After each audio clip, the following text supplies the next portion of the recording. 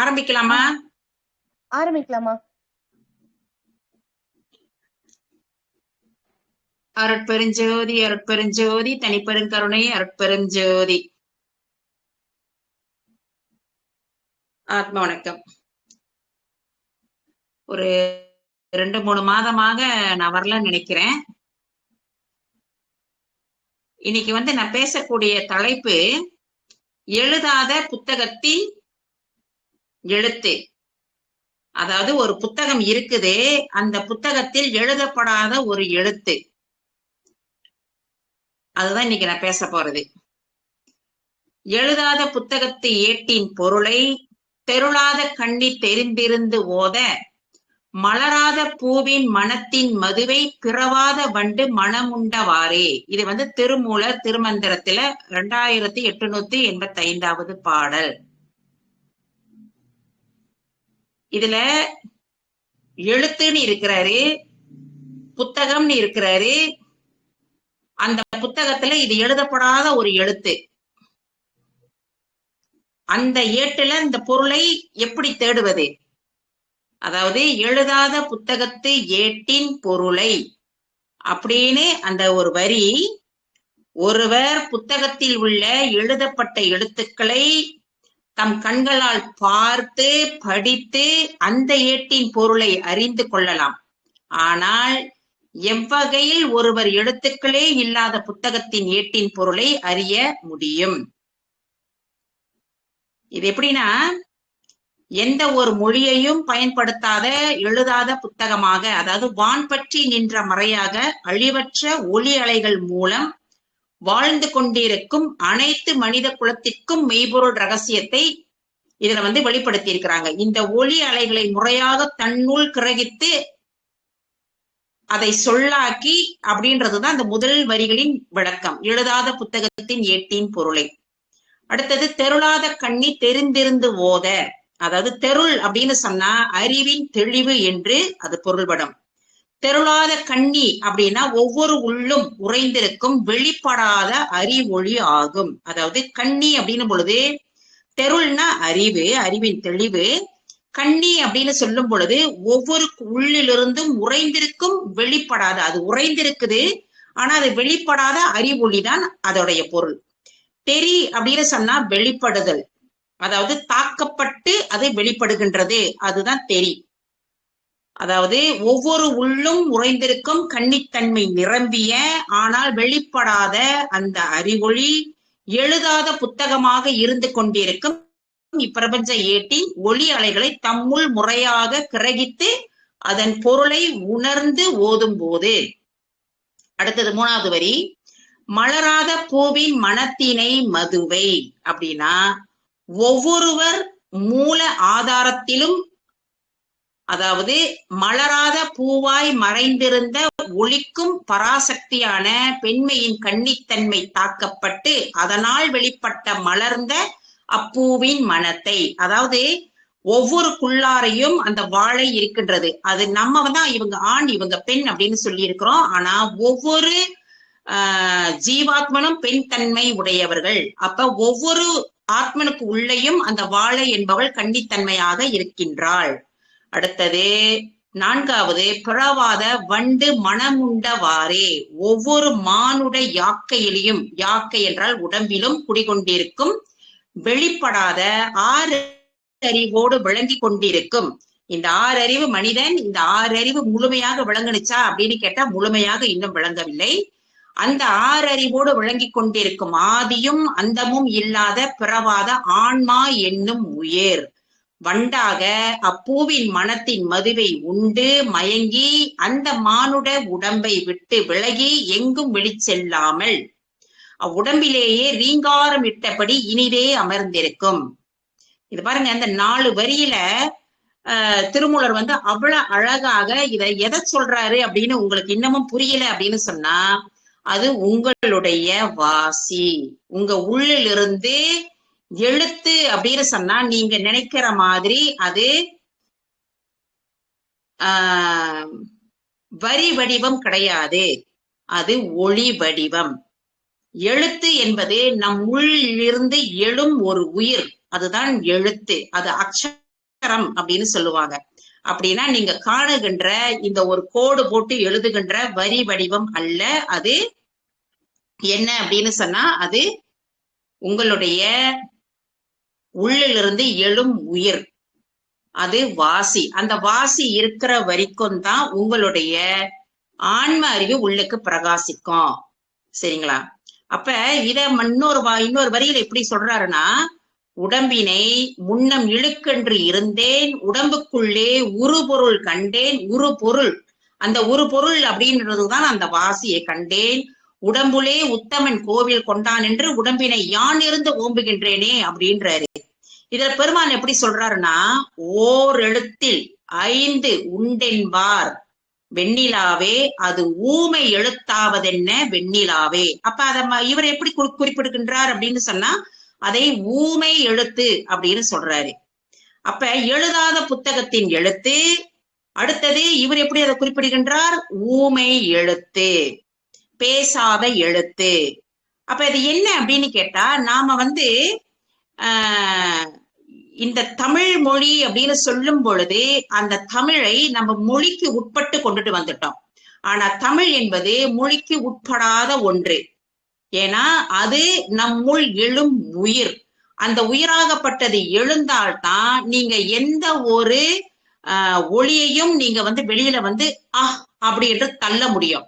அந்த உள்ளிலிருந்து அந்த உயிர் எழும்பல அப்படின்னு சொன்னா அந்த எந்த ஒரு ஒளியையும் நீங்க வெளியில தள்ள முடியாது. இதுல பாருங்க, தொல்காப்பியர் அவருடைய கருத்துப்படி எழுத்து என்பது வெறும் வரி வடிவம் அல்ல, எழுத்துரு மட்டும் அல்லன்னுட்டாரு. அது அடிப்படையில் ஒளிப்பன ஆகும், ஒளி வடிவம் ஒளிப்பன ஆகும். தொல்காப்பியம் எழுத்துக்களை அகர முதல் நகர இருவாய் 30 என வரையறுத்து அவை வாயை திறந்து ஒழிக்கும் முயற்சியால் பிறப்பவை அப்படின்றத நுட்பமாக கொடுத்திருக்கிறாரு. அப்ப நம்ம எழுத்து அப்படின்னு சொல்லும் பொழுது நாம என்ன நினைச்சுக்கிறோம்னா, எழுதுகின்ற எழுத்து தான் எழுத்து அப்படின்றது. அதாவது இப்ப தமிழா சமஸ்கிருதமா, எதில் முதலில் வந்தது அப்படின்னு இதுல ஒரு கேள்வி வரும். எழுத்துக்களில் எதில் முதன்மையான எழுத்துக்கள் அப்படின்றது நிறைய எழுத்துக்களை கொடுத்திருந்திருப்பாங்க. லத்தீன் என்ன நிறைய சமஸ்கிருதம் முதல்ல வந்ததா, லத்தீன் முதல்ல வந்ததா, இது வந்ததா அது வந்ததான்ட்டு. ஆனா தம்முள் எழும் உயிர் எழுந்தாதான் அடுத்தது உங்களுக்கு ஒளிப்பே வரும், இந்த சத்தமே வரும். அது வந்தாதான் அடுத்தது உங்களுக்கு வரி வடிவம். அப்ப முதல்ல துவங்கியது எது அப்படின்னு சொன்னா உங்களுடைய ஒளி வடிவம். அதனாலதான் தம்முள் என்பதுதான் தமிழாக மருவியது. அப்ப நீங்க இந்த எழுத்து, இந்த மொழி அப்படின்னு சொல்லும் பொழுது அந்த மொழி முதன்மையாக நீங்க ஏன் இத தமிழ்ல தமிழ் அப்படின்றத ஏன் சொல்லி இருந்திருக்கிறாங்க அப்படின்னு கேட்டா, ஏன்னா உங்களுடைய மொழிக்கு இதெல்லாம் வரி வடிவம். இந்த வரி வடிவத்துக்கு முந்தியது அப்படின்னு சொல்லும் பொழுது தம்முள் எழும் உயிர். அதனாலதான் தமிழை உயிரினும் ஓம்பப்படும் அப்படின்னு சொல்லுவாங்க. சரிங்களா? அப்ப இங்க நிறைய இந்த ஒரு விவாதமும் ஒரு இதனை ஒட்டிய நிறைய கேள்வி பதில், இதனை ஒட்டிய நிறைய பிரசங்கம் இதெல்லாம் ஓடிக்கிட்டே இருக்கும். தமிழ் எப்படி முதல்ல வருது, இது எப்படி வரும், சமஸ்கிருதம் இல்ல இதுல வருது அப்படின்றதெல்லாம் வரும். இல்ல லத்தீன் வருது, இல்ல இந்த மொழி வருது, அந்த மொழி வருது. இது மொழிக்கு உட்பட்டது கிடையாது தமிழ் என்பது. சரிங்களா? அப்ப ஏன்னா தொல்காப்பியர் அகத்தியருடைய 12 மாணவர்களில் ஒருவர். அப்ப தொல்காப்பியர் எப்படி எடுத்தாரு அப்படின்னு சொன்னா, அகத்தியர்கிட்ட இருந்து எப்படி எடுத்தாரு கேட்டா, இந்த ஸ்ருத்தின்னு வாங்க. ஸ்ருதி என்பது காது வழியாக கேட்பது. அவங்களுக்கு அந்த நேரத்துல வரி வடிவமாக எந்த புத்தகமும் கிடையாது. அகத்தியர் வாய் வழியாக சொன்னதை செவி வழியாக கேட்டு அதை இவங்க வெளிப்படுத்தியதான் ஸ்ருதின்றது. ஸ்ருதி அப்படின்னு சொன்னா அது காது வழியாக கேட்டது. அப்ப வேதம் அப்படின்னு சொன்னாலே அது அறிவுக்கு உட்பட்டது. அப்ப ஜீவன் அப்படின்னு சொன்னாலே அது சிற்றறிவு. சரிங்களா? அப்ப நாம எல்லாருமே என்ன அறிவு அப்படின்னு கேட்டா, நாம ஒரு ஆறறிவு, சிற்றறிவு. ஓகேங்களா? அடுத்தது, அப்ப இவங்க இந்த எழுத்து என்பதை எதை சொல்லி இருக்கிறாங்க அப்படின்னு சொன்னா, நம்மளுடைய சுவாசம், நம்மளுடைய மூச்சுக்காற்று. இந்த மூச்சுக்காற்றுக்குதான் 18 சித்தர்களும் எல்லாருமே இத காற்றை கடவுள் என்னும் சாகாக்களை, மரணமில்லாத பெருவாழ்வு அடைவது எப்படி, இது எல்லாம் இதை தொட்டுதான் வரும். இது இல்லைன்னா ஒண்ணுமே இல்லை. இது இல்லாட்டினா ஒண்ணுமே இல்லை. அதாவது உங்களுடைய பிக் பேங் தியோரின்னு ஒண்ணு சொல்லுவாங்க இல்லைங்களா, பெரு வெளி வெடிப்பு அப்படின்றது நடக்கிறதுக்கு முன்னிலையில என்ன இருந்தது அப்படின்னு சொன்னா, அது ஆகாய தத்துவமாக வெட்ட வெளியாக இருந்தது. அந்த வெட்ட வெளி அப்படின்னு சொல்லும் பொழுது அது பூரணமாக இருந்தது. பூரணமாக இருந்த ஒன்று தனக்குத்தானே ஒரு சுழற்சிக்கு வரும் பொழுது, ஏன் அதை சொல்லணும் அப்படின்னு கேட்டா, அதுதான் நியதி, அதுதான் அதோடைய அந்த விதி. அந்த தனக்குத்தானே ஒரு சுழற்சியில் வரும் பொழுதுதான் உங்களுக்கு முதல் அந்த அணு, அது ஆரம்பத்திலே நான் பழையதுல நான் பேசி இருக்கும் பொழுது அதை நான் பேசி இருந்திருப்பேன். சோ அதனை தொட்டி ஒவ்வொரு தடவையும் நான் பேசும் பொழுதும் இந்த மூச்சு, ஏன்னா நீங்க இங்கே இருந்து போயிட்டு உங்களுடைய பிரபஞ்சத்தெல்லாம் நீங்க ஆய்வு பண்ண முடியாது. ஏன்னா இந்த பிரபஞ்சமே உங்க உள்ளுக்கு இருக்குது அப்படின்னு சொன்னா நம்ம உள்ளதான் இந்த ஆய்வுகளை பண்ணணும். நம்ம உள்ளுக்கு நீங்க ஆய்வுகளை பண்ணாதான் நீங்க பிரபஞ்சத்தையே உங்களால கணிக்க முடியும். அதனால நீங்க தான் நீங்க வெளியில காணுகின்ற இந்த பிரபஞ்சம் உங்க உள்ளுக்கு அடங்கி இருக்குது. அப்ப உங்க உள்ளுக்கு நீங்க சென்றால்தான், அதாவது கடை என்பது உங்க தலை, உங்களுடைய சிரசு, கடவுள் உங்க சிரசினுள் நீங்க சென்றால்தான் உங்களுடைய நீங்க வெளியில் காணுகின்ற அந்த பிரபஞ்சத்தை உங்கள் உள்ளுக்கு நீங்க அனுபவிக்க முடியும். இப்ப பாருங்க, உங்களுடைய இந்த மூச்சு காற்று ஒரு நிமிடத்துக்கு 15 மூச்சு வீதம், ஒரு நிமிடத்துக்கு 15 மூச்சு வீதம், ஒரு மணி நேரத்துக்கு 900 மூச்சு, 900 மூச்சு வீதம், ஒரு நாளுக்கு 21,600 மூச்சுகள் ஓடுகின்றன. இந்த மாதிரி மூச்சு ஒரு கதியில் ஓடி விதியை உருவாக்கி வைத்திருக்கின்றது. அப்ப இந்த மூச்சு என்பது அடுத்த நிலைப்பாடுல எப்படி வருது அப்படின்னு சொன்னா அதுதான் கர்மா. கர்மா அப்படின்னு சொன்னா செயல்பாடு. அப்ப செயல்பாடுனா நீங்க கேள்விப்பட்டிருந்திருப்பீங்க. அதாவது ஆதி கர்மா, அதாவது உங்களுடைய பிரகிருதி கர்மா, அந்த மாதிரி எல்லாம் நீங்க கர்மாவுக்கு நிறைய பெயர்கள் வைத்து சொல்லி இருந்திருப்பாங்க. ஆனா கர்மா என்றால் என்ன, கர்மா என்றாலே என்ன அப்படின்னு கேட்டா, கர்மா என்றால் ஒரு செயல். எது இருந்தால் அது செயலுக்கு வரும். உங்களுடைய மூச்சு இருந்தா மட்டும்தான் அது செயல் வடிவத்துக்கு வரும். அப்ப மூச்சு இல்லாம உங்களுக்கு ஒரு செயல் நடக்காது. ஒரு பிணத்துக்கு செயல் இருக்குமா? ஒரு பிணத்துக்கு கண்ணு, காது, மூக்கு, வாயு, உடல் எல்லாமே இருக்குது, அனைத்தும் இருக்கின்றன. ஆனா அதுக்கு ஏன் செயல் இல்லை அப்படின்னு கேட்டா, அதன் உள்ளிலிருந்து மூச்சு வெளியாக்கப்பட்டு விட்டது, வெளியாகி விட்டது. அது வெறும் சடம், அது வெறும் சவமாக இருக்கின்றது, அது சிவமாக இல்லை. மூச்சு உள்ள இருந்தாதான் அது சிவமாக இருக்கின்றது. அப்ப அந்த மூச்சு உள்ள இருக்கிற வரைக்கும் தான் உங்களுடைய செயல்பாடு, செய்கை. அந்த செய்கையின் மூலியமாகத்தான் உங்களுக்கு ஒவ்வொன்றும் நடக்கின்றன. அப்ப இந்த மூச்சு தான் உங்களுடைய கர்மா. எது கர்மா? ஒருத்தவங்க இறந்து கிடக்கும் பொழுது பாருங்க என்ன சொல்றாங்கன்னா, அவங்களுக்கு கர்மம் முடிஞ்சு போச்சுங்க, அவங்களுக்கு கர்மா இல்ல, கர்மம் போச்சு, கர்மம் போச்சு அவங்களுக்கு, ஏன்னா அந்த மூச்சு போயிருச்சு. அப்ப அந்த மூச்சு தான் கர்மம் அப்படின்றது அவங்களுக்கு உணரல. அதாவது ஒரு செயல்பாடு, இப்ப நாம ஒருத்தவங்களுக்கு ஒரு நல்லது செய்யறோம், அது நல்ல கர்மா அப்படின்றோம். உங்களுடைய மூச்சின் மூலியமாக நீங்க வெளிப்படுத்துகின்ற அனைத்துமே அந்த மூச்சின் காரணமாகத்தான் அந்த செயல் வடிவம் எடுக்கின்றது. அப்ப கர்மா அப்படின்னு சொன்னா அதுதான். அப்ப விதியை மதியால் வெல்லலாம் அப்படின்னு சொன்னா, உங்களுக்கு விதி அப்படின்றது நான் முதல்ல ஒண்ணு சொன்னேன் இல்லைங்களா, நிர்ணயிக்கப்பட்ட ஒன்று, நிர்ணயிக்கப்பட்ட ஒன்று. அந்த நிர்ணயிக்கப்பட்ட ஒன்று வெளியில எங்கேயோ நிர்ணயிக்கல, உங்க மூச்சிலதான் எல்லாமே இருக்குது, அனைத்தும் உங்க மூச்சு உள்ளுக்கு இருக்குது. உங்க மூச்சு தான் இந்த கூடை விட்டுட்டு அதுக்கப்புறம் இந்த கூட்டை உருவாக்குவதும் அந்த மூச்சு தான், இந்த தேகமான இந்த யாக்கையை உருவாக்குவதும் இந்த மூச்சு தான். இந்த மூச்சு இந்த உடலுக்குள்ளிருந்து வெளிப்பட்ட பிறகு இந்த உடலை அப்படியே யாக்கையை விட்டு விட்டது. இந்த மூச்சு வெளியாகும் பொழுது அந்த மூச்சினுள் இருக்கின்ற அந்த ஆன்ம அறிவும் அதனுடன் சேர்ந்தே வெளிப்பட்டு விட்டது. அப்ப இந்த மூச்சைய நீங்க ஆன்ம அறிவியை நீங்க தனித்தனியாக நீங்க பார்க்க முடியாது, நெய்யை பால் கலந்தா போலவே இருக்கின்றது. அப்ப வெளிப்பட்ட பிறகு அதனுடைய அந்த ஆன்ம அறிவில் இருக்கின்ற அந்த மனதின் பதிவுகள் இருக்குது இல்லைங்களா, அந்த மனதின் பதிவுகள் அது இருந்து கொண்டே இருக்கிறதுனால அது இன்னொரு கூட்டை மறுபடியும் அது எடுக்கின்றது. இது அப்படியே சுழண்டு கொண்டே வருது. அடுத்தது அடுத்தது அடுத்தது ஏதாவது ஒரு பிறவியில் மரணம் இல்லாத ஒரு பெருவாழ்வு அப்படின்றது கண்டிப்பா நீங்க அனைவரும் ஏதாவது ஒரு பிறப்பில் தெரிய வர்றதுக்கு வாய்ப்புகள் இருக்குது. இப்ப ஒரு நிமிடத்துக்கு 15 மூச்சு வீதம், ஒரு மணி நேரத்துக்கு 900 மூச்சு வீதம், ஒரு நாளுக்கு நாம 21,600 மூச்சுகள் ஓடுகின்றன. இது எல்லாத்துக்கும் தெரியும். இந்த மாதிரி மூச்சு ஒரு கதியின் ஓடி விதியை உருவாக்கி வைத்து ஒரு நாழிகையான 24 நிமிடங்களில் 360 மூச்சுகள் ஓடும். அந்த 360 மூச்சுக்களும் வட்டத்தின் 360 டிகிரி.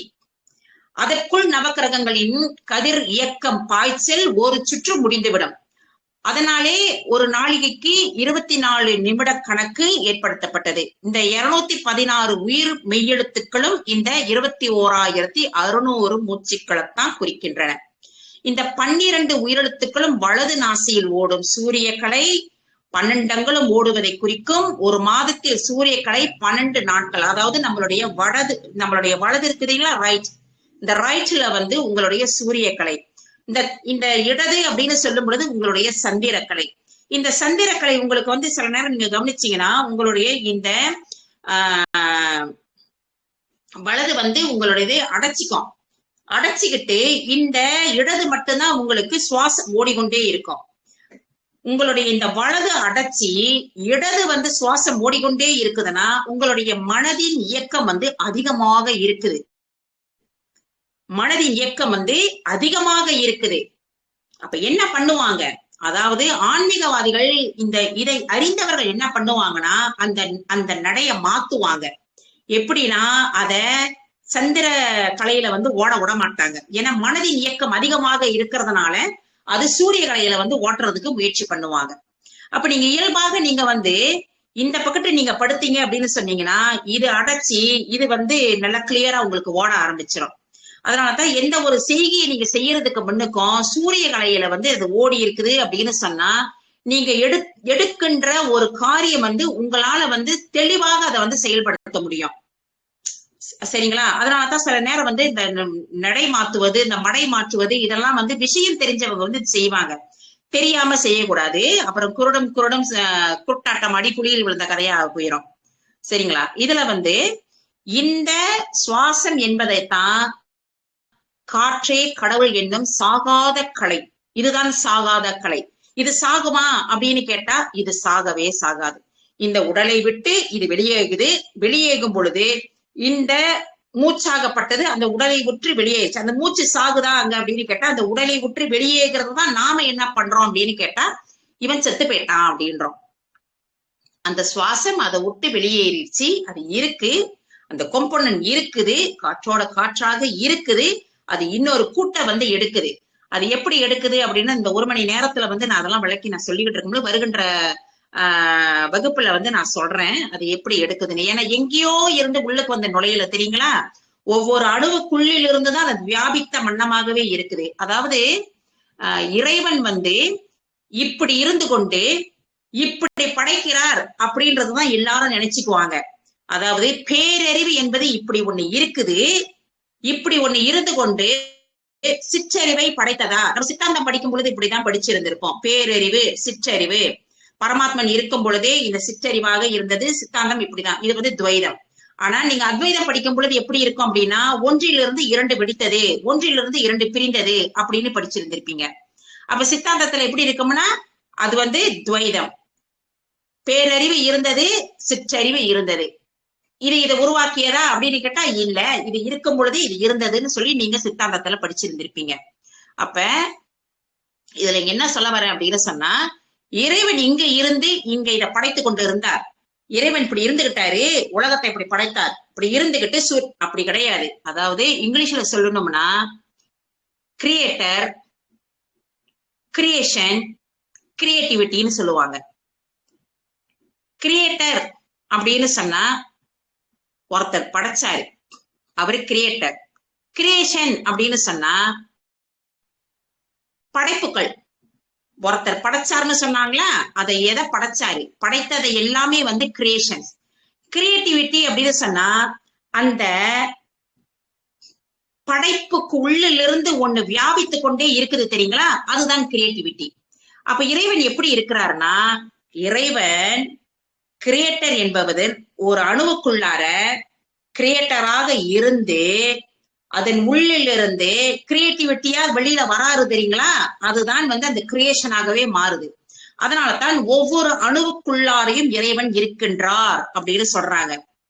ஒவ்வொரு அணுவுக்குள்ளாரையும். அதனாலதான் பிரகலநாதர் என்ன சொல்லுவாருன்னா, அப்ப இறைவன் இங்க இருக்கிறாரா அப்படின்னு அவங்க அப்பா கேட்கும் பொழுது ஆமா இருக்கிறாரு. அது நமக்கு என்ன சொல்ல வருது அப்படின்னு சொன்னா, இறைவன் அனைத்துமாகவே இருக்கின்றார். அப்ப இறைவன் கிரியேட்டர் மட்டுமாக இல்ல, இறைவன் கிரியேட்டர் கிரியேஷனாக, அதுல கிரியேஷன்ல இருக்கின்ற கிரியேட்டிவிட்டியாக இருக்கிறாரு.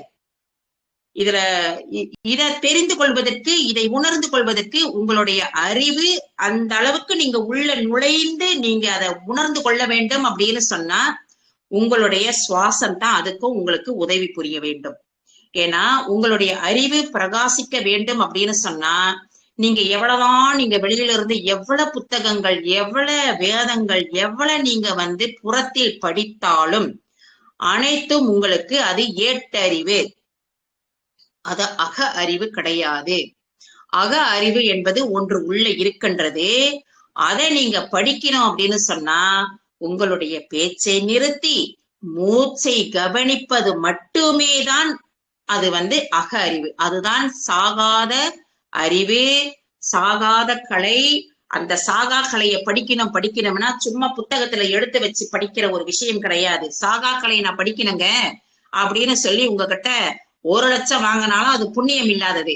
வெளியில இருந்து யாருமே அதை சொல்லி கொடுக்க முடியாது. சாகா கலையை கத்துக்கணும் அப்படின்னு சொன்னா அது நம் உள்ளில் இருக்கின்ற ஆசான் நம்ம உள்ளில் இருந்து சொல்லி கொடுக்கணும். இந்த ஆசான் சொல்றது என்ன தெரியுங்களா, உங்களுடைய அக குரு சொல்லி கொடுக்கணும். நீங்க வெளியில் காணுகின்ற எல்லாருமே காரிய குருமார்கள்.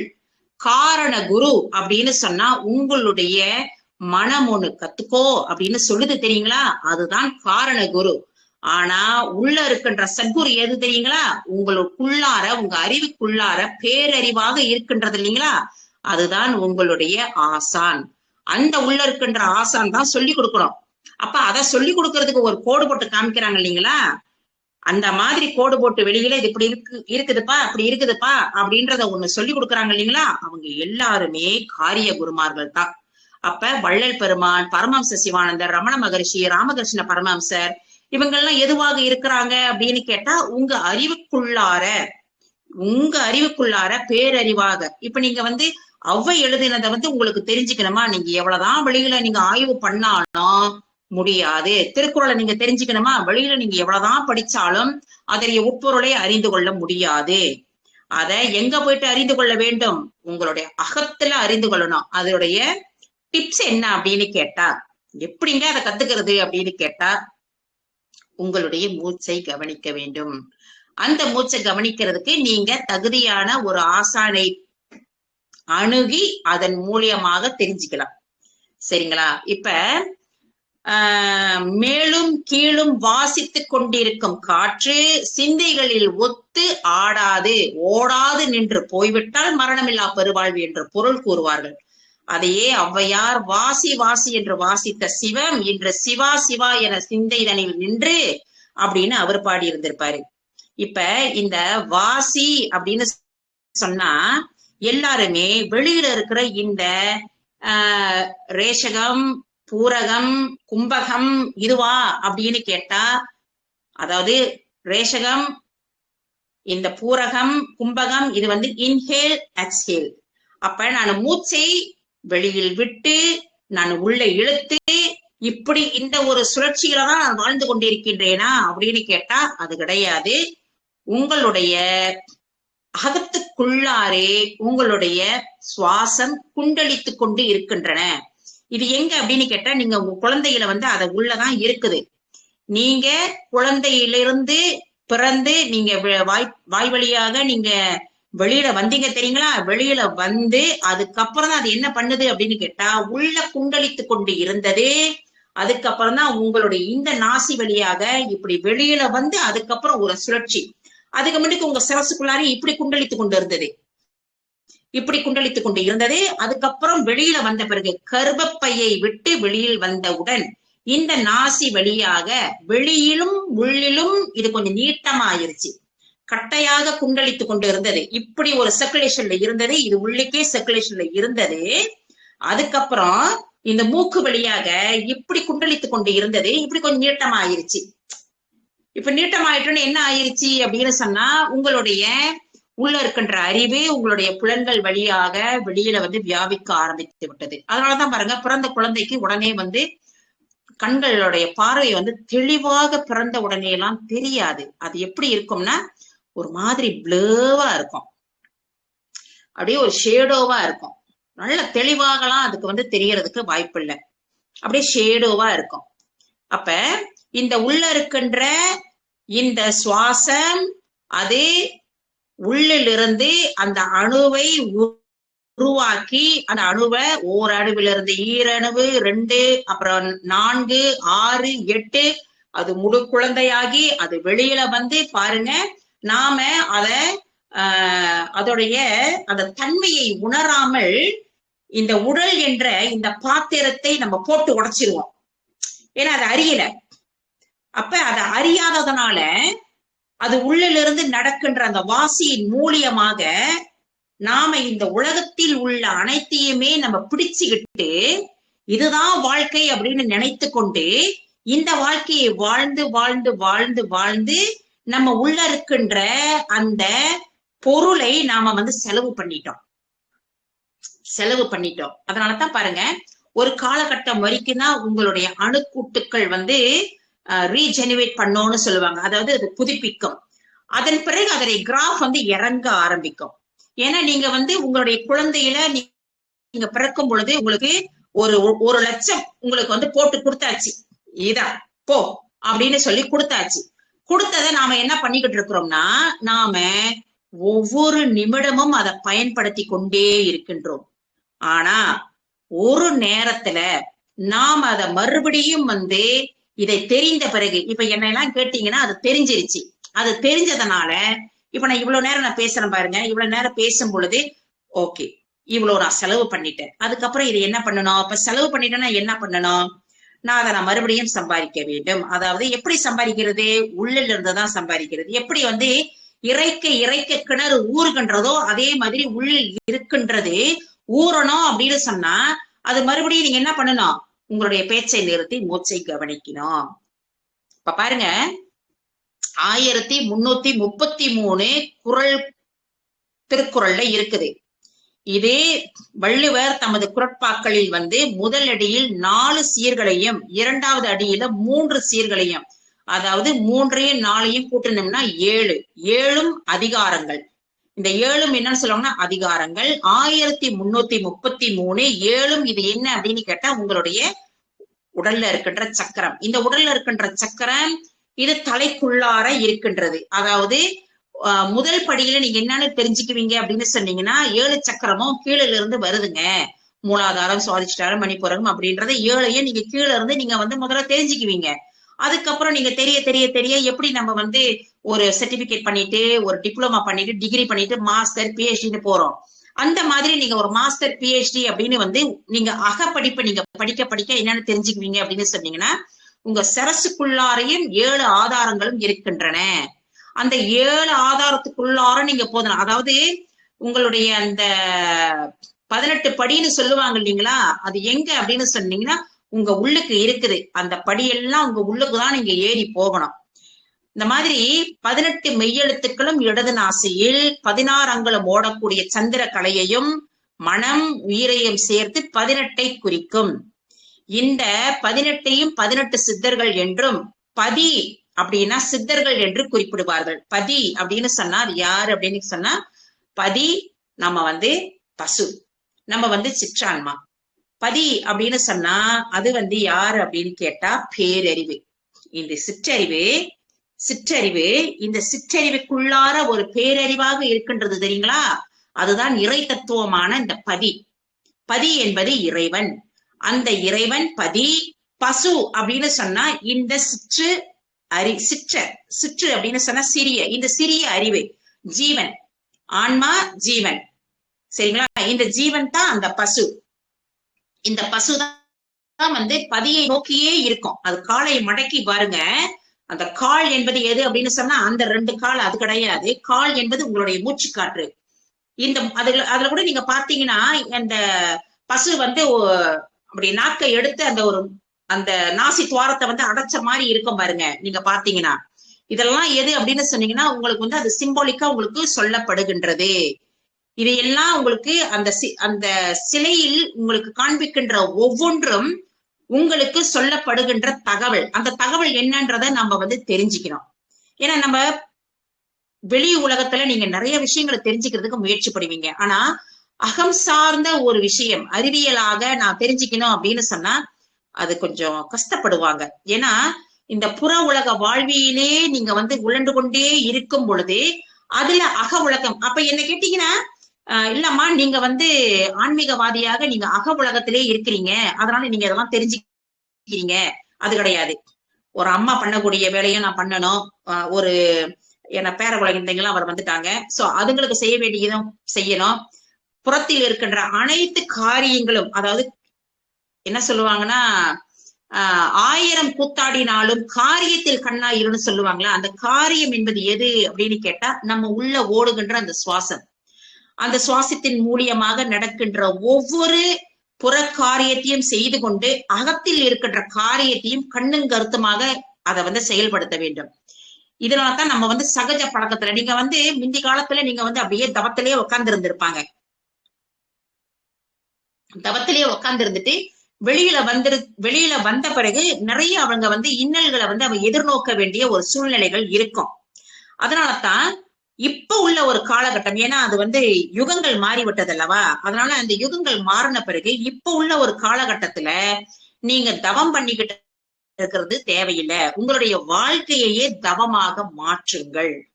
உங்க வாழ்க்கையே இந்த ஒவ்வொரு நாளும் நீங்க நடத்துகின்றீங்க இல்லையா, உங்களுடைய வாழ்க்கை சக்கரம், அந்த வாழ்க்கை சக்கரத்தையே உங்களுடைய தவமாக மாத்துங்க. எப்படி அப்படின்னு சொன்னீங்கன்னா உங்களுடைய ஆன்மீகம் என்பது உங்களுடைய இந்த ஆன்மீக பயணம் அப்படின்னு சொன்னீங்கன்னா நீங்க சமயம் எடுத்தாலும் சரி, மார்க்கம் எடுத்தாலும் சரி, இல்ல மதம் சார்ந்து நீங்க எடுத்தாலும் சரி, எதை நீங்க எடுத்தாலும் சரி, இந்த மனதிலிருந்து வெளிப்படுகின்ற குரோதங்களை எப்படி வெல்லுவது அப்படின்றத செய்தியதான் உங்களுக்கு சொல்ல போறாங்க. உங்களுக்கு ராமாயணத்தை நீங்க படிச்சாலும், மகாபாரதத்தை நீங்க படிச்சாலும், இல்ல எந்த வேதத்தை நீங்க படிச்சாலும், பைபிளை படிச்சாலும், அல்குரானை படிச்சாலும், இன்னும் என்ன ஆன்மீக புத்தகங்கள் இருக்குது, எதை எடுத்தாலும் மனிதனுடைய மனதிலிருந்து வெளிப்படுகின்ற இந்த துவேஷங்களை எப்படி அடியோட புடம் போட்டு எடுத்து புடுங்கி வெளியில போட்டு ஒரு மனிதன் எப்படி தயவாக இருப்பது, கருணையாக இருப்பது, இந்த துவேஷங்கள் எல்லாம் இல்லாமல் இருப்பது, இதுக்காகத்தான் இதெல்லாம் வந்தது. சமயம் என்பது வந்தது, மதங்கள் என்பது வந்தது. ஆனா அது எல்லாம் இதுக்காக வந்து இப்ப வந்து அது வேற மாதிரி போய்கிட்டு இருக்குது. ஏன்னா யுகங்கள் மாற மாற அதுவும் மாறிக்கொண்டே இருக்குது. மருவும் அப்படின்றதுதான் அது, அதோடைய விதி அப்படிதான் போய்கிட்டு இருக்குது. அந்த விதி பிரகாரம் நம்ம வந்து மதியால் வெள்ளனம் அப்படின்னு சொன்னா என்ன மதி அப்படின்னு சொன்னா இந்த அறிவு கிடையாது. அந்த மதி அப்படின்னு சொல்லும் பொழுது உங்களுடைய சுவாசம், உங்களுடைய சுவாசத்தை நீங்க பிடிக்க பிடிக்க பிடிக்க உங்களுடைய விதியை நீங்களே தெரிந்து கொள்ளலாம். அது தெரிந்து கொண்டதுனாலதான் சித்தர்கள் வந்து அவங்க இதத்தான் சொல்லுவாங்க, இதத்தான் பண்ணுவாங்க, அவங்க சொல்றதான் அங்க செய்வாங்க, செய்யறதான் அந்த இடத்துல சொல்லுவாங்க. இப்ப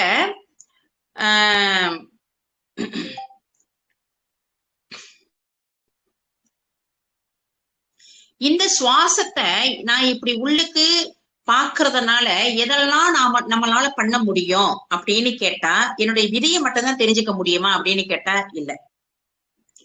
உங்களுடைய ஒவ்வொரு வியாதியும், அதாவது மரணம் என்பதுதான் பெரிய வியாதி. வியாதியில் பெரிய வியாதி இந்த மரணம் என்பதுதான் பெரிய வியாதி. மரணம் எனும் பெரும் பிணி வாரா வகை மிகு கரண பெருந்திரள் காட்டிய மருந்தே. இது வள்ளல் பெருமானுடையது. மரணம் எனும் பெரும் பிணி வாரா வகை மிகு கரண பெருந்திரள் காட்டிய மருந்தே. அதாவது கரணம் என்பது உங்களுடைய அகக்கரணம். இந்த அகக்கரணம் உங்களுக்கு தயவாகவும் கருணையாகவும் அன்பாகவும் இருக்குது அப்படின்னு சொன்னீங்கன்னா உங்களுக்கு நோய் வராது. இது சத்தியமான ஒன்று. உங்களுடைய மனம் அதுவாக இல்லாம கருணையாக, தயவாக, அன்பாக இல்லாம துவேஷமாக வெளிப்பட்டு இருக்குது, கோபப்பட்டு இருக்கு, பொறாமைப்பட்டு இருக்கு, வஞ்சப்பட்டு இருக்கு, சந்தேகப்பட்டு இருக்குது, வன்மம் பட்டு இருக்குது, ராக துவேஷங்கள் அனைத்தையும் பற்றி கொண்டு இருக்குது அப்படின்னு சொன்னா உங்களுடைய ஒவ்வொரு உள் உறுப்புகளும் நோய்க்கு இட்டு செல்லும். இது நான் சொல்லவே வேணாம், நீங்க இதை அனுபவபூர்வமாக இதை அனுபவிச்சிருந்திருப்பீங்க. ஒரு கோபப்படும் பொழுதும் பயப்படும் பொழுதும், அதனாலதான் பயப்பட்டா உங்களுடைய எத்தனை அணுக்கள் சிதைகின்றன, கோபப்படும் பொழுது அணுக்கள் சிதைகின்றன. இதுல எல்லாத்துலயுமே என்ன நடக்கும் அப்படின்னு கேட்டா உங்களுடைய அணுக்கள் உடையும் சிதையும், ரீஜெனுவேஷன் நடக்காது. அப்ப உங்களுடைய அணுக்கள் உடையாம இருக்கணும் அப்படின்னு கேட்டா எந்த அளவுக்கு உங்களுடைய அகம் சந்தோஷமாக இருக்குது. நீங்க பாருங்க, இப்ப லைஃப் எப்படி போய்கிட்டு இருக்குதுன்னா ஃபுல் ஆஃப் ஸ்ட்ரெஸ். எதை ஒரு சின்ன பிள்ளைக்கு கேட்டாலும் ஐ மீன் ஸ்ட்ரெஸ். அப்ப இந்த மாதிரி ஸ்ட்ரெஸ் என்ற அந்த ஒரு வார்த்தையினால ஒவ்வொருத்தனுடைய வாழ்க்கையும் கீழ் நோக்கிய பயணமாக இருக்குது, மேல் நோக்கிய பயணம் இல்லை. காலையில எழுந்தோட ஒரு குட் மார்னிங் மெசேஜ் போடுறதா இருக்குது. அந்த குட் மார்னிங் மெசேஜ்ல be positive, be this, be that, நல்லதே சிந்திங்க, நல்லதே, இதுதான் இருக்குது. ஆனா இது நம்ம எல்லாமே வரிகள் மூலியமாக போடுறோமே ஒழிய எதையாவது நம்ம நடைமுறையில் அதை செயல்படுத்தி இருக்கிறோமா அப்படின்னு கேட்டா நடைமுறையில் அதை செயல்படுத்தவில்லை.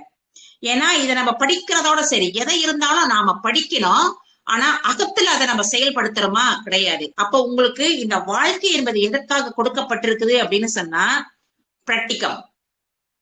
30% நீங்க பள்ளியில் படிக்கும் பொழுது 30 விழுக்காடு உங்களுக்கு தியோரி படிங்கப்பா, தியோரிய. அதுக்கப்புறம் 70 விழுக்காடு பிராக்டிக்கல். படித்ததை நீ செயல்படுத்த வேண்டும். எதை படித்தாயோ அதை செயல்படுத்த வேண்டும். அப்ப நீங்க படிக்கிறீங்க, அதாவது நான் கோபப்படக்கூடாது, நான் என்னுடைய வன்மத்தை வெளிப்படுத்தக்கூடாது, என்னுடைய ராகதுவேஷங்கள் அனைத்திலையும் நான் ஈடுபடக்கூடாது அப்படின்றத நீங்க படிச்சுட்டீங்க. படிச்சுட்ட பிறகு அதை எப்படி நீங்க வழி நடத்துவது? உங்களுக்கு இந்த உலகமான இந்த பள்ளிக்கூடம் தேவைப்படுகின்றது. எப்படி அப்படின்னு கேட்டா, நம்ம அருகாமையில் இருக்கின்ற கணவர், அருகாமையில் இருக்கின்ற மனைவி, இந்த பக்கத்துக்கு இருக்கின்ற குழந்தைகள், இந்த பக்கத்துக்கு இருக்கின்ற நம்மளுடைய தாய் தகப்பன், நம்மை சுற்றி இருக்கின்ற இந்த ஜீவாத்மகள் அனைத்தையும் நமக்கு எதற்காக கொடுத்திருக்கிறாங்கன்னா இவங்கதான் நம்மளுடைய நமக்கு கொடுத்த பொருட்கள். ஒரு குழந்தைக்கு எப்படி விளையாட்டு பொருட்களை கொடுக்கறாங்க தெரியுங்களா? பாலர் பள்ளிக்கு போயிருக்கும் பொழுது அதுக்கு விளையாட்டு பொருட்களை எல்லாத்தையும் கொடுத்திருந்திருப்பாங்க. அதே மாதிரி, ஏன்னா அதை கொண்டு அதை எதையாவது படித்து அடுத்த நிலைக்கு வருவதற்காக. இப்ப நமக்கு எதை கொடுத்திருக்கிறாங்க ஒரு விளையாட்டு பொருட்களாக அப்படின்னு கேட்டா, நம்மை சுற்றி இருக்கின்ற, இப்படி சுற்றி இருக்கின்ற நம்மளுடைய உறவுகள். ஏன் நமக்கு சுற்றி இருக்கின்ற உறவுகள் அப்படின்னு சொல்லும் பொழுது, பக்கத்து வீட்டுல ஒரு குடும்பம் இருக்கும், அந்த குடும்பத்துக்கும் நமக்கும் எந்த ஒரு உறவும் இருக்காது. அந்த வீட்டுல ஏதாவது ஒண்ணு நடந்தா அது நமக்கு அன்னைக்கு ஒரு செய்தி.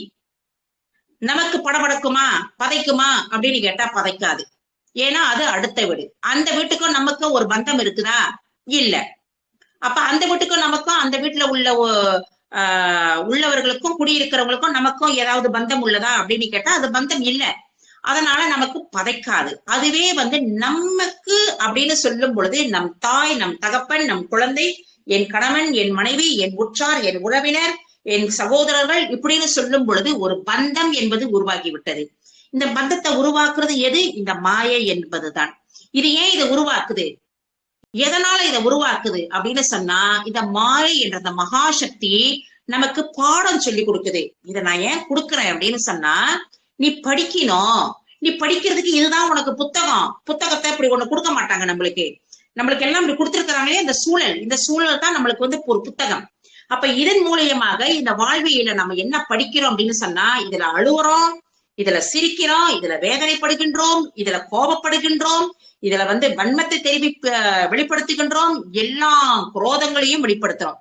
அப்ப இதன் மூலியமாக நீ இதை கத்துக்கிட்டு அதுக்கப்புறம் ஒன்று இதை கைவிட வேண்டும். இதை கைவிட்ட பிறகு நீ இந்த நிலைக்கு உன்னுடைய மனதை எடுத்துக்கிட்டு வரணும். அப்படின்றத தெரிஞ்சுக்கிறதுக்கு ஏதாவது ஒரு பிறவியில் நீ அறிந்து கொள்ள மாட்டாயா?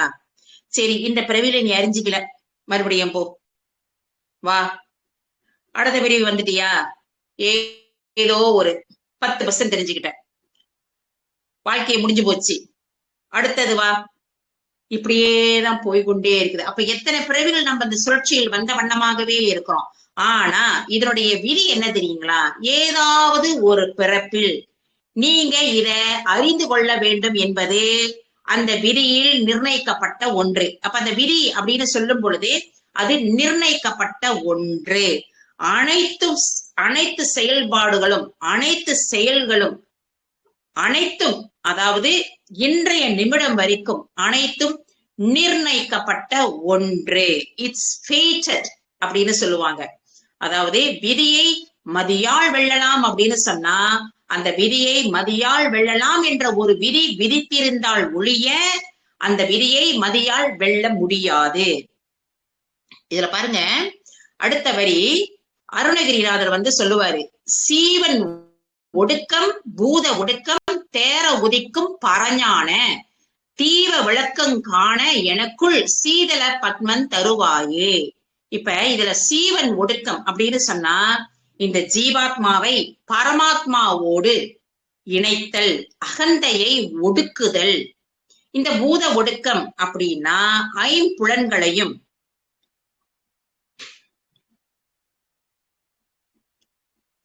ஐந்து புலன்களையும் நிலம், நீர், நெருப்பு, காற்று, ஆகாயம், இது உங்க உள்ள இருக்குது. இத அடுத்து வருகின்ற பதிவுகள்ல இந்த நிலம், நீர், நெருப்பு, காற்று, ஆகாயம் நீங்க வெளியில நீங்க சொல்றீங்க இல்லைங்களா, இது இந்த ஆகாயம், இந்த நிலம், இந்த நீர், இந்த காற்று மூலியமாகத்தான் நீங்க உருவாகினீங்களா அப்படின்னு கேட்டா இல்ல. இந்த நிலம், நீர், காற்று, ஆகாயம் அப்படின்றது ஒவ்வொரு அணுவுக்குள்ளாரையும் இருக்கின்றது. அதை சொன்னோம்னா எனக்கு இன்னும் 1 மணி நேரம் தேவைப்படுகின்றது. அதனால அதை பொதுவாக சொல்லிட்டு அடுத்த பதிவுல நான் சொல்றேன். அதை கட்டுப்படுத்தி அவற்றின் ஆதிக்கத்தில் இருந்து விடுபடுதல், இதுதான் பூத ஒடுக்கம்.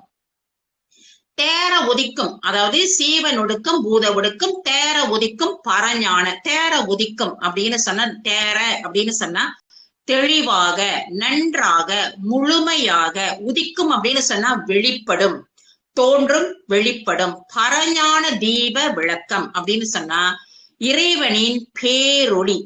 எந்த ஒளி அப்படின்னு கேட்டா இறைவன் என்பது பேரறிவு. அந்த பேரறிவின் விளக்கம் தான் அந்த பேரொளி. நீங்க இறைவன் அப்படின்றது ஒரு ஒரு கண்ணால் பார்க்கக்கூடிய இந்த ஒளி அப்படின்றத நீங்க நினைத்துக் கொள்வீங்க. ஆனா நம்ம அதை விளக்க முடியாத ஒன்று. அது எது அப்படின்னு சொன்னா உங்களுடைய அறிவுக்குள்ளார இருக்குது இல்லைங்களா அந்த பேரறிவு. அந்த பேரறிவின் பிரகாசம், அந்த பிரகாசத்தை நீங்க அந்த கண்ணால பார்க்கின்ற ஒரு நிலை கிடையாது.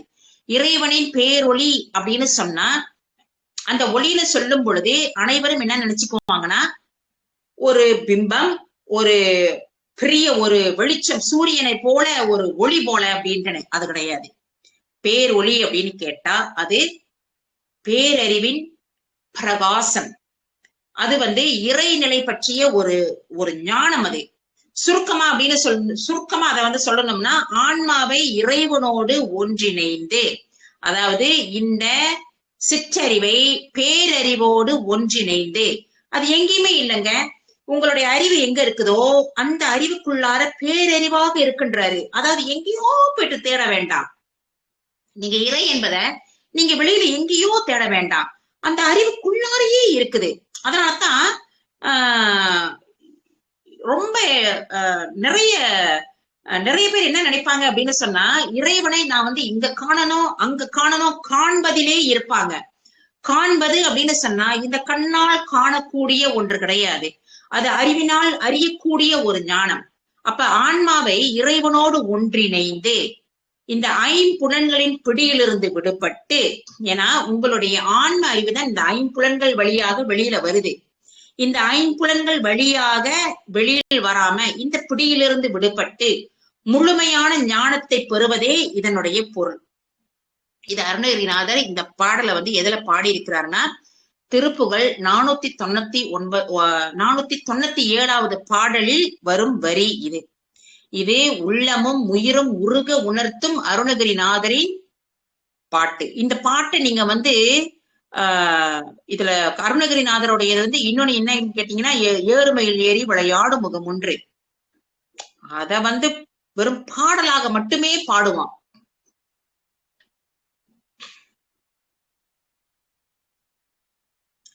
இந்த ஏறுமையில் ஏறி அப்படின்றத வெறும் நாம பாடலாக மட்டுமே அதை பாடுவோம்.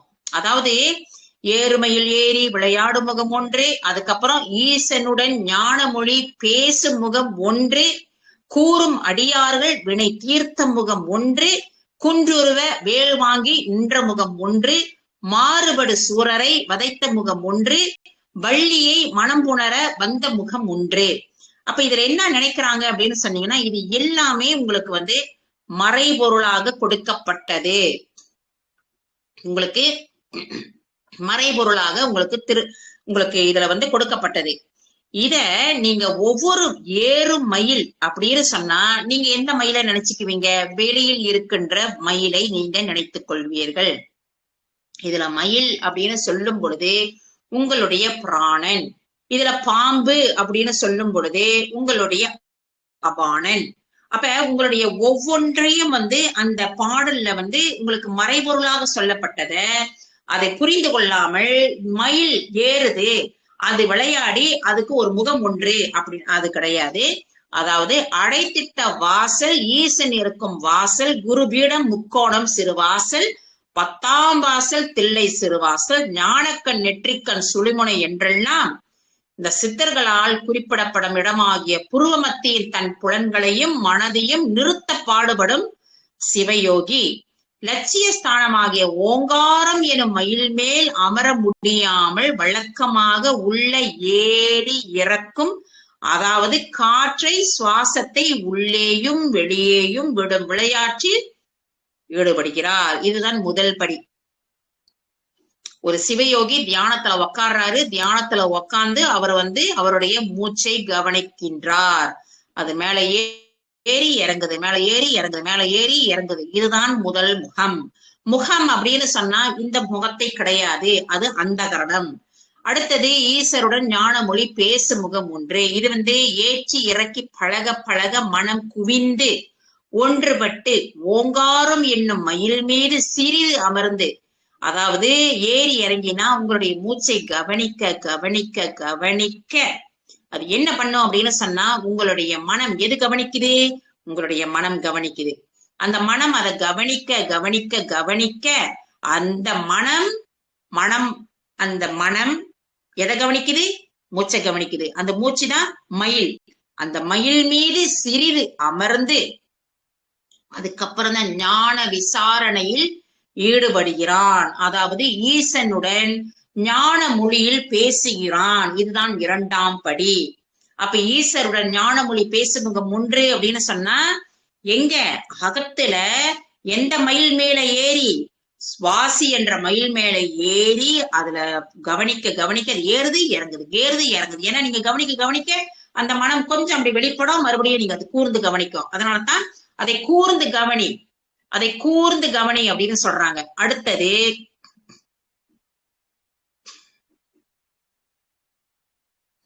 மூணாவது கூறும் அடியார்கள் வினை தீர்த்த முகம் ஒன்றே. இவ்வாறு ஈசனுடன் புலன்களும் மனதும் அது சளைக்காமல் லட்சியத்தில் புருவ மத்தியத்தில் ஒன்றுபட்ட மாத்திரத்தில் 3 வினைகளும் தாமே அழிந்து விடுகின்றன. இது 3ஆவது படி. அடுத்தது வினைகள் எரிந்து போன பின் குன்று போல அசைவற்று, அதாவது சிவயோகிகளால் துரியமலை என அழைக்கப்படும் யோக சமாதி நிலையில் ஞானமாகிய வேல் ஏந்தி நிற்கின்றான். இதுதான் 4ஆம் படி. அப்ப இது எங்க நீங்க உணரணும் அப்படின்னு சொன்னா, உள்ள நீங்க உணரணும். முருகன் எங்க இருக்கின்றார்னா உங்கள உங்க குகைக்குள்ளார குகன் இருக்கின்றார். எந்த குகை? எந்த குகை? இந்த அடைத்திட்ட வாசல், குருவாசல், பீடம், முக்கோணம், சிறுவாசல், 10ஆம் வாசல், சிறுவாசல், ஞானக்கண், நெற்றிக்கண், சுழிமுனை இப்படின்னு சொல்லுகின்ற இந்த குகைக்குள் உங்களுடைய குகன் அங்க இவ்வளவு வேலையும் செய்கின்றார். அப்ப முருகன் எங்க இருக்கிறாரு? முருகன் உங்களுடைய அகத்துக்குள்ளார இருக்கின்றார். இது 4வது படி. 5வது படி என்ன அப்படின்னு சொன்னா, பலவிதமான மாறு வேடங்களில் ஜீவர்களில் அலைக்கழிக்கின்ற மாயாசூரர்களை ஞானவேலால் வதம் செய்கிறான்.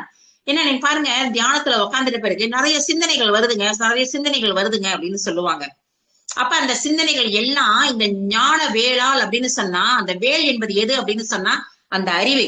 அந்த அறிவு அதுக்கப்புறம் உங்களுடைய மனம் உங்களுடைய உள்ள இருக்கின்ற அந்த சுவாசத்தை கவனிக்க இந்த மனம் அறிவில் அடங்கி அந்த அறிவு கூர்மையான வேளாக மாறி இந்த மனமான அசூரர்களை அது வதம் செய்கின்றது. இதுதான் 5ஆம் படி. அடுத்தது அண்ணாமலையில், அதாவது சூரிய மலை என்கின்ற புருவமத்தில் வீற்றிருக்கும் பரஞ்சோதி ஆகிய சுப்பிரமணியனை அடைவதற்கு இது உரிய 6 முகம் எனப்படும் 6 நிலைகளாகிய 6 ஆதாரங்களை கடந்து அந்த பரஞ்சோதி ஆகிய சுப்பிரமணியனுடன் ஐக்கியம் அடைவதற்கு அருள் செய்ய வேண்டும் என்று பிரார்த்திக்கும் அருணகிரிநாதரின் பாடல் வரிதான் இந்த பாடல் வரி. எவ்வளவு அழகா படிச்சிருக்காரு பாருங்க. இந்த ஏறுமையில் ஏறி அப்படின்னு இனிமேல் பாடும் பொழுதே இது ஒரு சிவயோகி பேச்சை நிறுத்தி மூச்சை கவனிக்கும் தவ நிலைகள் தான் இந்த பாடல்களுடைய இதனுடைய விளக்கம். அப்ப எழுதாத புத்தகத்தின் ஏட்டு பாருங்க, ஒவ்வொருவரும் ஒவ்வொரு அவங்களுக்குள்ளார ஒரு கோட்வேர்ட். இந்த கோட்வேர்ட் எல்லாம் நீங்க இப்ப வச்சுக்கீங்களேன். இப்ப இதுதான் ஒரு சமுத்திரம். இந்த சமுத்திரத்துல ஒவ்வொரு நீங்க பகுதியில் இருந்து நீங்க பார்க்கும் பொழுது ஒவ்வொரு கோட்வேர்ட் பயன்படுத்துறீங்க. இதையே இந்த சமுத்திரத்தை நீங்க தூரமாக நீங்க பறந்து ஒரு கழுகு பார்வையில் நீங்க பார்க்கும் பொழுது அனைவரும் பயன்படுத்திய இந்த கோட்வேர்ட் இதுதானா அப்படின்றத தெரிஞ்சுக்குவீங்க. அப்ப அதுக்கு என்ன மொழி இருக்கின்றது அப்படின்னு சொன்னா அது பேசா மொழி. அந்த மொழி பேசாதுங்க. அது பேசாது. அது அகத்தில் ஒலித்து கொண்டு இருக்கின்ற மொழி. அது ஒவ்வொரு ஜீவாத்மனுக்கு உள்ளில் இருந்தும் அதே அவங்களுக்குள்ளில் இருந்து அது ஒரு மாதிரியா உள்ளில் இருந்து அவங்க பேசிக்கொண்டே இருக்கும். அது கண்டிப்பா எல்லாத்துக்குமே இருக்கு. அது கெட்டவனாக இருந்தாலும் சரி, நல்லவனாக இருந்தாலும் சரி, அனைவருக்குள்ளில் இருந்தும் அது அப்படியே அவங்களுடைய அறிவின் உள்ளில் இருந்து அது அப்படியே அவங்களுக்கு பேசிய வண்ணமாகவே இருக்கும். இதை செய்யாத, இதை பண்ணு, அதை பண்ணாத. அதனாலதான் சொல்லுவாங்க, என்னுடைய மனம் எதையோ ஒண்ணு சிந்தித்து கொண்டே இருக்குது, அது உள்ள ஒண்ணு அப்படியே அது பாட்டுக்கு எதையோ ஒண்ணு வெளிப்படுத்தி கொண்டே இருக்குதுன்றனே. அப்ப ஒரு மனிதன் அவன் தூங்கும் பொழுது, அதாவது எப்ப தூங்கும் பொழுது கூட பாருங்க மனம் தூங்காது. ஏன்னா அது கனவாக வெளிப்படுத்தி கொண்டு இருக்கும். எப்ப மனம் தூங்குது அப்படின்னு சொன்னா ஆழமான ஒரு தூக்கத்துக்கு போனாதான். அதாவது அது உங்களுடைய இந்த பின்மூளை இருக்கு தெரியுங்களா, அந்த பின்மூளையில அந்த மெடுலா அப்படின்னு சொல்லுவாங்க பாருங்க, அந்த இடத்துல உங்களுடைய உறக்கம் செட்டில் டவுன் பண்ணா மட்டும்தான் உங்களுக்கு தூக்கம் வராது. தூக்கம் வராது இல்ல, அப்படி உங்களுக்கு கனவு வராது. அந்த இடத்துல கனவு வராது. ஆனா உங்களுடைய இந்த இடது மூளை, உங்களுடைய வலது மூளை, உங்களுடைய இந்த மூளைகள்ல நீங்க இருக்கும் பொழுது அது கனவு வெளிப்படுத்தி கொண்டே இருக்கும். அதனாலதான் வெளிமனம், உள்மனம், ஆழ்மனம் இப்படின்னு மனதையே பாருங்க பிரிச்சு வச்சிருக்கிறாங்க. உங்களுடைய நீங்க மந்திரங்கள் எதை எடுத்தாலும் சரி, எந்த வாசகத்தை எடுத்தாலும் சரி, எந்த மார்க்கத்தை எடுத்தாலும் சரி, இந்த வாசி இல்லாம எதுவுமே கிடையாது. அப்ப வாசின்னு சொல்லி வாசியை பிடிக்காதுன்னு கூட சில பேர் சொல்லுவாங்க. எதனால அப்படின்னு சொன்னா, நீங்க வாசியை பிடிச்சுக்கிட்டே இருந்தீங்கன்னா வாசியில் உள்ள அறிவை நீங்க கவனிக்கிறீங்க, வாசியை மட்டுமே பிடிக்கிறீங்க. ஆனா அந்த வாசியில் இருக்கின்ற அறிவுக்குத்தான் இவ்வளவு மகத்துவம். அந்த அறிவை நீங்க பிடிச்சிட்டீங்க அப்படின்னு சொன்னீங்கன்னா, எந்த அறிவு? அந்த வாசியில் இருக்கின்ற அறிவு, அந்த அறிவினுள் இருக்கின்ற பேரறிவு. இந்த பேரறிவை நீங்க பிடிச்சிட்டீங்க அப்படின்னு சொன்னீங்கன்னா அந்த வாசியும் அந்த இடத்துல வந்து மறைந்து போய்விடும். அது உங்களுக்கு பூரணமாக இருக்கும். அப்ப இதுதான் நான், இது நான் இல்ல அப்படின்றதுக்கு இல்ல. அதனாலதான் வள்ளல் பெருமான் என்ன சொல்றாருன்னா, எம்பெருமான் என்னை ஈர்த்து கொண்டு நான் அணுவுக்குள் அணுவாக நுழைந்து கொண்டேன். அப்ப ஒவ்வொரு அணுவுக்குள்ளாரையும் அருப்பெருஞ்சோதி ஆண்டவராகவே இருந்து கொண்டிருக்கின்றார். அப்ப அனைத்து சித்தர்மார்களும் எங்க இருக்கிறாங்கன்னா தனியா ஏதோ ஒரு இடத்துல இல்ல. உங்களுடைய அறிவுக்குள்ளார சித்தர்மார்கள் அனைவரும் உங்களுக்குள்ளார இருக்கிறாங்க. நீங்க எந்தெந்த ஞானியர்கள் இவங்கெல்லாம் நீங்க வந்து நீங்க தொடர்பு கொள்ள வேண்டுமா, உங்களுடைய பேச்சை நிறுத்தி மூச்சை கவனித்து இவங்களுடைய பாடல் வரிகளுடைய விளக்கத்தை நீங்க தெரிந்து கொள்ளணும் அப்படின்னு சொன்னீங்கன்னா உங்களுடைய அகத்துக்கு போங்க. ஏதாவது கேள்விகள் இருந்தால் கேட்கலாம். மணி 1 மணி நேரம் ஆயிடுச்சு. நன்றி, வணக்கம். அருப்பெருஞ்சோதி அருப்பெருஞ்சோதி தனிப்பெருங்கருணை அருப்பெருஞ்சோதி ஆத்ம வணக்கம்.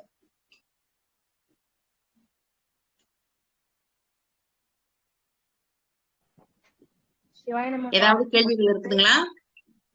உங்க உரை இன்னைக்கு ரொம்பவே நல்லா இருந்ததுமா. நிறைய புது விஷயங்களை கத்துக்கிட்டோம். ரொம்ப நன்றிமா. நன்றிமா, நன்றிமா. சரி.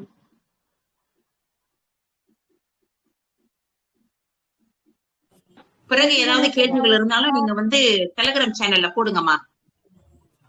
வாழ்க வளமுடன். கண்டிப்பாங்க ஐயா.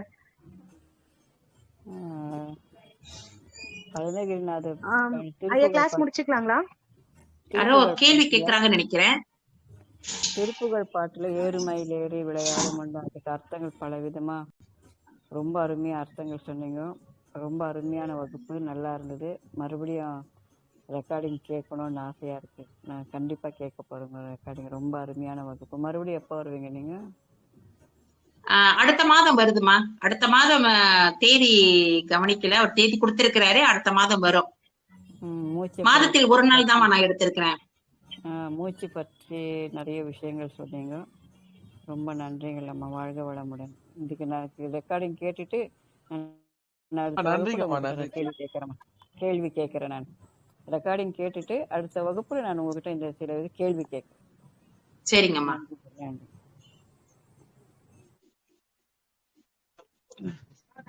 குமுதம்மா ரொம்ப நன்றி. ஆக்சுவலா நல்லா இருந்தது. நிறைய விஷயம் ஷேர் பண்ணியிருந்தீங்க. ரொம்ப ரொம்ப நன்றிங்கம்மா. நன்றிங்கய்யா, நன்றி. ஏமா ரெக்கார்டிங் ஆஃப் பண்ணிக்கோங்க. சரிங்க ஐயா.